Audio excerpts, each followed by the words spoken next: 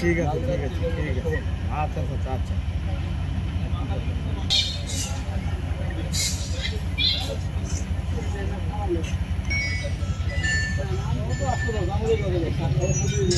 গাড়ি কি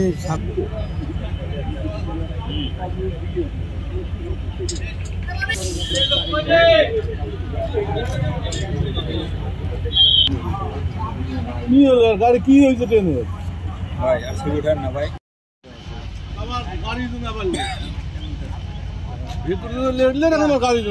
আমি কেবল নামাজ পড়ে আসলাম 1 ঘন্টা হবে আসো যে কোটা গাড়ি আছে সেটা তো 10 মিনিটও ঢুকতে পারে ওটা ব্যাপার ওই যে গাড়ি না এই যে ক্রসিং আছে এদিকে রাখবে